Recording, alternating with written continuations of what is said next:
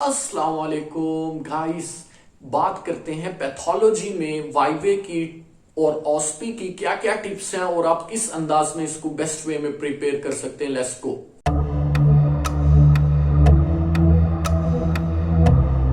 सबसे पहले बात करते हैं ऑस्पी की। ऑस्पी का क्या सिचुएशन और पैटर्न है देखें। पैथोलॉजी के अंदर जिसकी ऑस्पी बेस्ट होती है हमेशा वाइवे में सबसे ज्यादा नंबर भी उसी के आते हैं और टोटल नंबर भी उसी के आते हैं। ऑस्पी को करना कैसे है देखें। हर कॉलेज में डिफरेंट होता है लेकिन कुछ पीडीएफ सर्कुलेट करते हैं जिनको आप ऑस्पी में बेस्ट वे में कर सकते हैं। इसी तरह कायदे आजम मेडिकल कॉलेज में भी ऑस्पी के पीडीएफ हैं, 17 के करीब पीडीएफ हैं जिनसे हमेशा आपके देखें आपके स्टेशन हमेशा रिपीट होते रहते हैं उसी जगह से, और बाकी कॉलेजेस के भी उसी जगह से सर्कुलेट होते रहते हैं क्योंकि वो यूएचएस के पैटर्न को फॉलो करते हैं। आपको यह पता होना चाहिए टोटल स्टेशन कितने होंगे, 16 या 12, 16 स्टेशन होते हैं। क्यूएमसी में हर कॉलेज का अपना हिसाब किताब होता है। तो 16 स्टेशन नॉन ऑब्जर्व स्टेशन होंगे आपके थर्ड ईयर के अंदर। कितने नॉन ऑब्जर्व स्टेशन होंगे, 12 से 16। ठीक है। अब आपको ये हर स्टेशन 4 मार्क्स का है। आपको घंटी बजती है, आप जाते हैं और स्टेशन पे ठहर के आंसर लिखते हैं। आपके पास हमेशा हमेशा क्या होगा, फोटोग्राफ होगा और एक सिनेरियो या एक लाइन लिखी होगी। आपको उसको पढ़ना है और उसके बाद उसके 4 क्वेश्चन के 3 क्वेश्चन के आंसर लिखते जाने। टाइम सफिशिएंट होता है, टाइम की टेंशन ना लीजिएगा, आपको सिर्फ आना चाहिए।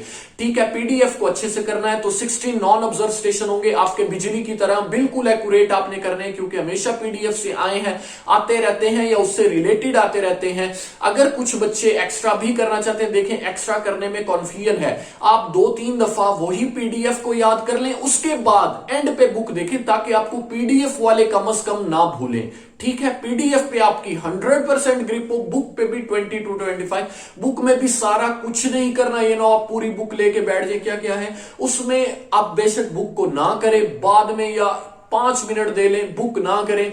अगर कोई ऐसा बच्चा है कि उसको थोड़ा कंफ्यूज कि मेरा कोई रह ना जाए तो देखना है तो देख लें। लेकिन आपको अगर आपको देखें एक पिक लगी हुई है, आपको लग रहा है कि ये आउटसाइड है, आपको पिक नहीं आती, तो नीचे उसका सिनेरियो बढ़े और उस सिनेरियो से गेस करने की कोशिश करें ये क्या है, और जो गेस आपके ज़हन पे आ रहा है उसको लिख डालें। मैं आपको कहता हूं कि जो ऑस्पी के टीचर्स होते हैं आपके बहुत सपोर्टिव होते हैं और वो चेकिंग भी लीनियंट करते हैं। आपका लिखा जाना बेहतर है। वो देखें आपने बेशक ऊपर गलत कर दिया, जैसे हम यूएचएस के पेपर देते हैं, अगर हमें सिनेरियो आता है रिटन प्रॉफ के अंदर तो हमने डायग्नोसिस गलत लिखा, ऑलमोस्ट सारा का सारा वो गलत कर देते हैं। लेकिन जब आप ऑस्पी की बात करते हैं तो हमारे टीचर्स होते हैं वो हमें सपोर्ट करते हैं। अगर आपने डायग्नोसिस गलत भी किया, नीचे उससे रिलेटेड पॉइंट कुछ लिख दिए तो वो आपको नंबर कुछ ना कुछ दे देते हैं। लिहाजा लिखना बहुत ज्यादा मैटर करता है। ठीक है। अब आपके ये 16 नॉन ऑब्जर्व स्टेशन बिल्कुल एक्यूरेट होने चाहिए और ये आपके पीडीएफ से ही आते हैं और आपको इन पर अच्छी ग्रिप होनी चाहिए। ठीक है। अब आपने ये 16 नॉन ऑब्जर्व स्टेशन को अच्छे से कर लिया और इसकी तैयारी कर ली, और इसकी तैयारी का बेस्ट वे पीडीएफ्स हैं जो अवेलेबल हैं आपके व्हाट्सएप ग्रुप्स पे। ठीक है।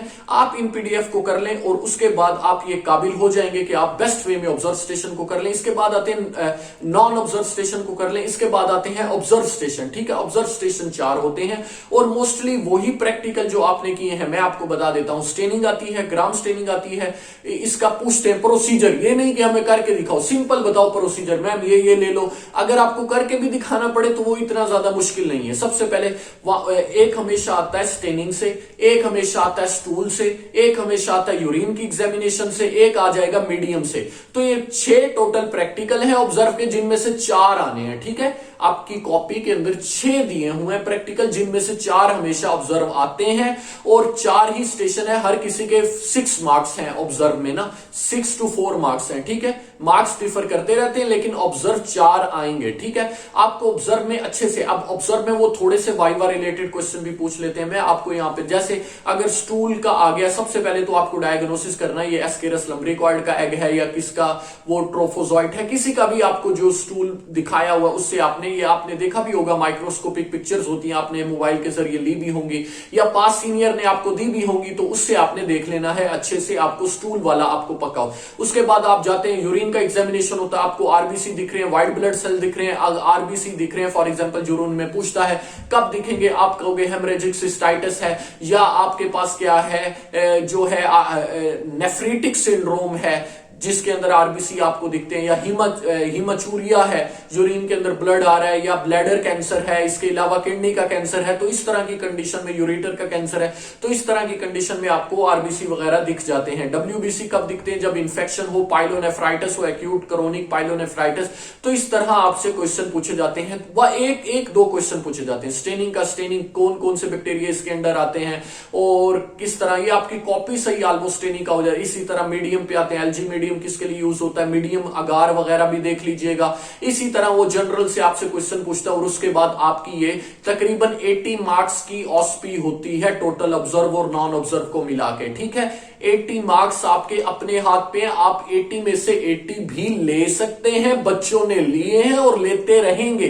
क्यों? क्योंकि ये बेस्ट वे है मार्क्स लेने का। आपको नॉन ऑब्जर्व तो सारा पीडीएफ से आ रहा है, ऑब्जर्व के लिए थोड़ी सी प्रैक्टिस करनी है, इंशाल्लाह ताला आपका बेस्ट वे में ऑस्पी हो जाएगी, ठीक है। वाइवे पे आए, वाइवा देखें, हम हर कॉलेज का डिफर करता है। क्यूएएमसी में तो पैथोलॉजी का वाइवा सबसे बेस्ट होता है। क्यों बेस्ट होता है? क्योंकि हमारी मैम अस्मा जो है बहुत बेस्ट है, वो हमेशा आपसे वही क्वेश्चन पूछती हैं जो मार्केट में अवेलेबल होता है। मार्केट से क्या मुराद है? देखिए, आपकी मार्केट में ज्यादा केसेस किसके हैं? मलेरिया भरा पड़ा है आपके पाकिस्तान में, पंजाब में, इसके अलावा टाइफाइड के बहुत ज्यादा केसेस आते हैं, तो मैम हमेशा यही क्वेश्चन पूछती है। कोलरा के क्वेश्चन पूछती हैं, आउटब्रेक हो सकती है कभी भी। इसके अलावा इकोलाई रिलेटेड डिजीजेस पूछती हैं, इसके अलावा नमूनिया का पूछती हैं, क्योंकि नमूनिया बहुत ज्यादा कॉमन है, बहुत सारी डेथ लंग में। टीबी का पूछती हैं, आपकी पाकिस्तान की बहुत ज्यादा आबादी में, आपको एक टेक्स्ट देता हूं, 30% लोगों में टीबी का बैक्टीरिया मौजूद है, लेकिन लेटेंट फॉर्म है। अब आप यकीन करेंगे, हो सकता है कि हम में से एक हो, उसके अंदर टीबी हो, हमें पता भी ना हो, लेकिन वो क्या लेटेंट फॉर्म में छुपा हुआ है। जब आगे जाके या कभी भी इम्यूनिटी लो होगी तो वो टीबी जो है उसके अंदर जो है पेनिट्रेट करेगा और उसको नुकसान पहुंचाने की कोशिश करेगा, ठीक है। इतना ज्यादा टीबी इंपॉर्टेंट है। हमेशा एक्सटर्नल इंटरनल पूछ रहे होते हैं टीबी से रिलेटेड क्वेश्चन। ग्रैनुलोमा कैसे बनता है, पहले कहां बनता है, अपर पार्ट पे बनता है, लोअर पार्ट पे बनता है, डिसिमिनेशन कैसे होती है, मुझे स्टेजेस बताओ इसकी, मिलियरी टीबी क्या होती है, स्क्लेरोफोला, बहुत कुछ, इसको कैसे डायग्नोसिस करना है, best, what is the best identification method of TB, culture है, कल्चर करो टीबी के बैक्टीरिया को, तो टीबी से रिलेटेड बहुत ज्यादा पूछा जाता है। इसके अलावा बाकी बैक्टीरिया, माइनर बैक्टीरिया, यानी कि बाकी बैक्टीरिया भी पूछे जाते हैं, लेकिन वो बहुत कम है। जैसे लीजियोनेला आपसे पूछा जा सकता है, माइकोप्लाज्मा नमूनिया पूछा जा सकता है, नेजेरिया मेनिंजाइटिस पूछा जा सकता है, क्लोस्ट्रीडियम की स्पीशीज के बारे में पूछा जा सकता है। इसके अलावा स्टेफिलोकोकस ऑरियस और स्ट्रेप्टोकोकस नमूनिया तो किंग बैक्टीरिया है जिनके बारे में हमेशा पूछा जाता है। इसके अलावा ये आपकी आगे बैक्टीरिया पैरासाइटोलॉजी भी बहुत ज्यादा इंपॉर्टेंट है, खासतौर पे एस्केरिस लम्ब्रिकॉइड वगैरह। इसके अलावा टीनिया सोलियम, टीनिया सैजिनेटा, इसके अलावा जो पैरासाइट हमेशा हेमरेजिक सिस्टाइटिस कराता है, इसके अलावा शेगास डिजीज के बारे में पूछ सकते हैं। तो इस तरह इसके अलावा एक्टिनोकोकस ग्रैनुलोसस के बारे में, वो हाइटेड, वो सिस्ट बनाता है लीवर के अंदर, और आपके अमीबा वगैरह जो है, ये लीवर के अंदर जो अमीबा है वो सिस्ट बनाते हैं। क्या? एक्टिनोकोकस ग्रैनुलोसा एक है, दूसरे अमीबा वगैरह, तो दोनों को आपने अच्छे से करना। पैरासाइटोलॉजी भी इंपॉर्टेंट है। फंगी आपकी 1 घंटे की है, उसको 1 घंटे में स्केची से, ये आप पूरी माइक्रो स्केची से रिवाइज करके जाए। आप आधे दिन के अंदर सारी स्केची से रिवाइज कर लेंगे और आपका वाइवा भी बेस्ट हो जाएगा। अब आ जाए जनरल से। जनरल में आपकी पैथोलॉजी है, वहां पे वाइवा रिलेटेड आपने क्या करके जाना है, आपने तैयार करना है सेल। सेल से बहुत ज्यादा, खास तौर पे ये जो हाइपरट्रोफी, हाइपोट्रोफी, एट्रोफी, ये बहुत पूछते हैं, ठीक है। इसके अलावा कैल्सिफिकेशन का बहुत पूछते हैं, मोटी मोटी चीजें पढ़ के जानी है। मेटास्टेटिक क्या होती है और दूसरी कैल्सिफिकेशन, डिस्ट्रोफी क्या होती है, कब हो जाती है, दोनों कंडीशन में, तो ये बहुत छोटा छोटा बेसिक पूछते हैं। इन्फ्लेमेशन बहुत ज्यादा पूछते हैं, खासतौर पर क्रोनिक इन्फ्लेमेशन जिसमें टीबी दोबारा आ जाती है, सार्कोइडोसिस आ जाती है, और इसके अलावा जो है ये क्रोनिक इन्फ्लेमेशन में होगी। जो ग्रैनुलोमा बता दें, ग्रैनुलोमेटस नॉन ग्रैनुलोमेटस में क्या डिफरेंस होता है, ये पूछ लेते हैं। इसके अलावा एक्यूट इन्फ्लेमेशन, उसके स्टेप पूछ लेते हैं, और उसके बाद फीवर वगैरह, ये कौन कौन से प्रोस्टाग्लैंडिन या ये वो जो आपका एक टेबल बना हुआ है जनरल पैथोलॉजी के अंदर, वो जो है वहां पे अगर आप नियोप्लेजिया का पूछे तो नियोप्लेजिया में आपको थ्योरी में बहुत डिटेल करनी पड़ी थी। वाइवे में कुछ नहीं करना, वाइवे में पहले वाले इंट्रो के पेज के आपको जो है बिनाइन को मैलिग्नेंट से कैसे डिफरेंशिएट करने इतना पता हो, और ट्यूमर को नेम कैसे देते हैं इतना पता हो। इसके अलावा ट्यूमर मार्कर का पता हो और टीएनएम स्टेजिंग का पता हो, बस इतने टॉपिक आपके सफिशिएंट है। और जेनेटिक बहुत कम पूछते हैं, यानी कि पूछते ही नहीं। इसके अलावा आपको जीनेटिक तो बहुत कम पूछते हैं या पूछते ही नहीं। पीछे आपके रहते हैं अडीमा और शॉक, ये दो टॉपिक हैं चौथे चैप्टर से आपके, वो बहुत ज्यादा इंपॉर्टेंट है। और ये भी पूछते हैं कि लॉयड का बहुत ज्यादा पूछते हैं, ये आपको पता होना चाहिए। इसके अलावा आगे आप जब जाओगे जीनेटिक तो मिनिमम है ऑलमोस्ट, हाँ उससे इम्यूनिटी से आपको पूरा तैयार करने की कोई जरूरत नहीं, सिर्फ वो वाला चैप्टर कर जिसमें हाइपर सेंसिटिविटी के रिएक्शन है, इम्यूनिटी में इतना ही काफी है। तो ये आपका ऑलमोस्ट पूरी पैथोलॉजी की बुक वाइवे के लिहाज से कवर होती है। Thank you so much, stay blessed, अच्छे से तैयारी करिएगा, इंशाल्लाह बहुत अच्छे नंबर आएंगे। Best of luck.